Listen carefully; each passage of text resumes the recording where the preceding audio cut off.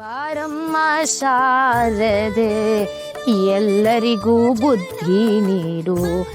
ಬಾರಮ್ಮ ಶಾರದೆ ಎಲ್ಲರಿಗೂ ಬುದ್ಧಿ ನೀಡು. ಒಂದೊಂದು ಹೆಜ್ಜೆಯ ಇಡುತ್ತನಿ ಬಂದರೆ, ಒಂದೊಂದು ಹೆಜ್ಜೆಯ ಇಡುತ್ತನಿ ಬಂದರೆ ಜ್ಞಾನ ವೃದ್ಧಿಯಾಗಿ ಬಾರಮ್ಮ ಶಾರದೆ. ಏ ನಿಲ್ಲು ನಿಲ್ಲು ನಿಲ್ಲು.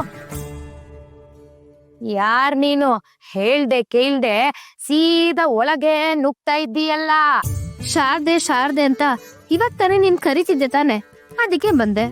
ನಾನು ಕರೆದಿದ್ದು ದೇವ್ರನ್ನ, ನನ್ನನ್ ಕಳ್ಸಿದ್ದು ಆ ದೇವ್ರೆ. ಆ ಸೀತಮ್ಮ, ನಾನ್ ಯಾರು ಅಂತ ಇನ್ನೂ ಗೊತ್ತಾಗಿಲ್ವೇ? ಗೊತ್ತಾಗದೆ ಇರೋದಕ್ಕೆ ಕೇಳ್ತಾ ಇರೋದು. ಯಾರಮ್ಮ ನೀನು? ಗೋಪಮ್ಮ, ಹೇಗಿದ್ಯಾ? ಚೆನ್ನಾಗಿದ್ಯಾ?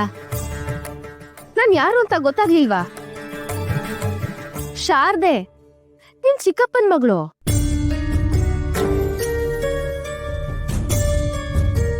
ಚಿಕ್ಕಪ್ಪನ್ ಮಗಳ? ಹಾ, ನೆನಪ್ ಬರ್ಲಿಲ್ವಾ? ಹೇಗ್ ಬರುತ್ತೆ ಬಿಡು. ಬಂಧ ಸಂಬಂಧ ಉಳಿಯೋದು ಹೋಗಿ ಬಂದು ಮಾಡಿದ್ರೆ ತಾನೆ. ಚಿಕ್ಕ ವಯಸ್ಸಲ್ಲೇ ನನ್ನನ್ನ ಮದ್ವೆ ಮಾಡಿ ಕಳಿಸ್ಬಿಟ್ರು ದೂರ್ಗೆ. ಆಮೇಲೆ ನೀನು ಮದ್ವೆ ಮಾಡ್ಕೊಂಡ್ ಬಂದ್ಬಿಟ್ಟೆ. ಅಪ್ಪ ಹೋದ್ಮೇಲಂತೂ ಪರಸ್ಪರ ಭೇಟಿನೇ ಆಗ್ಲಿಲ್ಲ. ಸುಮ್ನೆ ಹೇಳ್ತಾರಿಯೇ, ತಾಯಿ ಇದ್ರೆ ತವರು, ತಂದೆ ಇದ್ರೆ ಬಳಗ ಅಂತ. ನನ್ನ ಬಂಧು ಬಳಗ ಎಲ್ಲ ದೂರ ಆದ್ರು. ವೆಂಕಟಾಂಬನ್ ಮದ್ವೆಗೋ ಗುರುರಾಜನ್ ಮದ್ವೆಗೋ ಕರಿತೀಯಾ ಅಂತ ಕಾದಿದ್ದೇ ಬಂತು. ನೀನ್ ಕರೀಲಿಲ್ಲ, ನಾನ್ ಬರ್ಲಿಲ್ಲ. ಅದಕ್ಕೆ ನಮ್ ವೆಂಕಟನಾಥನ್ ಮದ್ವೆನ ತಪ್ಪಿಸ್ಕೊಂಡ್ರೆ ನನ್ನ ನಿನ್ನ ಸಂಬಂಧ ಕಳ್ದೇ ಹೋಗುತ್ತೆ ಅಂತ ನಾನೇ ಹುಡುಕೊಂಡ್ ಬಂದ್ಬಿಟ್ಟೆ. ತುಂಬಾ ಒಳ್ಳೆ ಕೆಲಸ ಮಾಡಿದೆ ಅಮ್ಮ. ಸಂಸಾರದ ತಾಪತ್ರೆಗಳಲ್ಲಿ ನಾನು ಮರ್ತೋದೆ, ನೀನು ನೆನಪಿಸ್ಲಿಲ್ಲ. ಈಗ್ಲಾರು ಬಂದ್ಯಲ್ಲ, ಅದೇ ಸಂತೋಷ. ಭಾವ ಹೇಗಿದ್ದಾರೆ? ಮಕ್ಕಳು ಮರಿ? ಇಲ್ದೆ ಏನಮ್ಮ. ನಿಮ್ ಭಾವಂಗೆ ಸದಾ ಓದೋ ಹುಚ್ಚು.